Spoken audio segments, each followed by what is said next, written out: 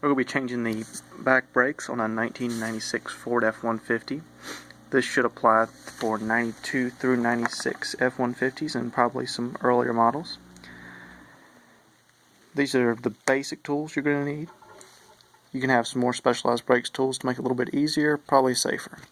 The only specialized tool I have here is this brake tool.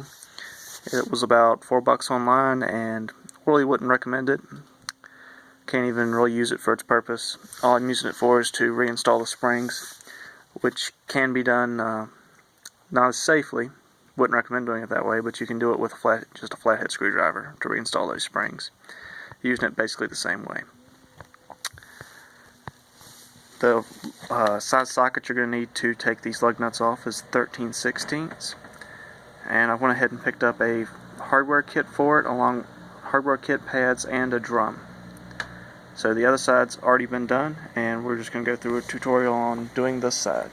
Right, and now we're out here on the truck, and we've got the truck jacked up. We put a jack stand under it, let some of the weight onto the jack stand, and just pulled the drum straight off. We got the front wheels chucked to keep it from rolling anywhere, and remember you're going to have your parking brake off for this because you're working on the back brakes, and the back brakes is where your parking brake is applied at. And it's always a good idea to go ahead and take some pictures of the springs and the way they attach before you start working on something. That way, if you forget where one of the springs go, you always have something to go back and look at. And I'll be back in a second once I get the first one off. Right, the first spring I removed in this setup was the spring you saw down here on the bottom for the self-adjuster. I went ahead and did that because the cable for the self-adjuster, which it was this right here, was on here in front of these other springs. Now the method I used to remove it, I'm only doing this because I don't have the tool to remove this correctly, and I already have a hardware kit that I know is going to work. I stuck a screwdriver in between the spring and pried it apart a little bit, and then just grabbed the end of it with vice grips and pulled it up, and it came off. When that came off, we also got off, of course, the cable and this bracket that it was attached to. This and the cable you have to keep. The spring should be replaced. Well, the spring has to be replaced in this case. Alright, the next spring we're going to be taking off is the one on this side. Will come off next, and then we're going to take this one off. And I'll probably take these off just like I took the other one off. Unfortunately, it's a two-handed job. I would recommend, if you don't want to get your hands covered in junk, go ahead and pick up some cans of brake cleaner and spray everything off with it first. It'll be a cleaner job. Alright, we got both of those springs out. Now with the first one I was showing you, the one I was saying to take off first, this comes out with it. It's wedged under that hole, and it's to guide that parking brake cable we took off earlier. The next thing we'll have to do is pull these pieces here off. The easiest way I have found to do that is to take your needle nose pliers and a screwdriver, and you're going to grab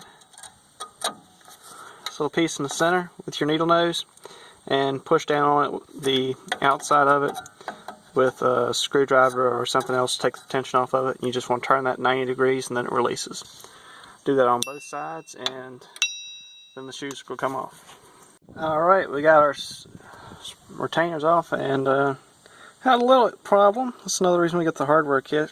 One of these pins, supposed to be nice and straight, decided it didn't want to come out and got all bent up. So if I hadn't bought the hardware kit, I'd be stuck right now. But the next step is to remove this. Now I just kind of spun it around and put a little pressure on it, and you eventually just get enough behind this that you can prise it off. It's kind of hard to do one-handed, but this is holding part of your parking brake right here. So we're just going to get behind here and prise this piece off, and then we'll have the old brakes off, and we can start putting the new ones on. Alright, we got the little clip off. Now, a piece I did not mention is this bar right here with the spring, and there's a little piece of metal that goes on the end of that, and that was sitting under the wheel cylinder. Sitting under the wheel cylinder back here, going between the two brakes. So the first thing I'm going to do for putting the new ones on is we're going to pull this spring off of here, and chuck it to the side. Grab the new one out of our kit.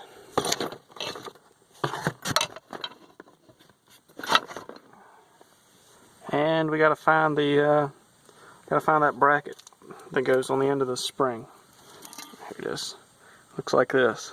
Your kit does not come with, hardware kit does not come with one of these. So you have to keep up with that. So we're just going to slip the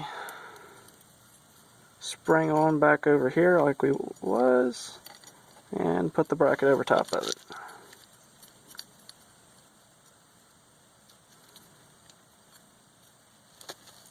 And we're just going to have to kind of let it sit there like that.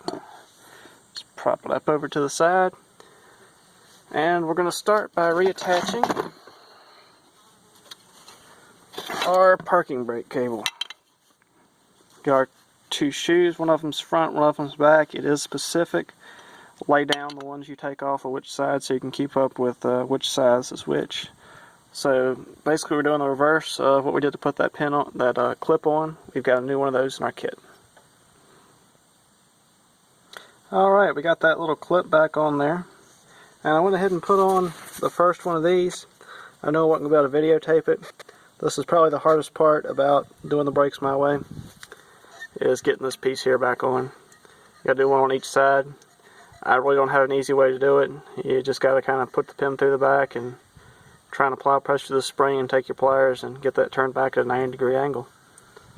Alright, now I believe the next place we're going to go for this is I'm going to spray some brake cleaner on these adjuster parts and turn it all the way back in. So it's not out any. And that'll be a starting point and we can start getting the other shoe on.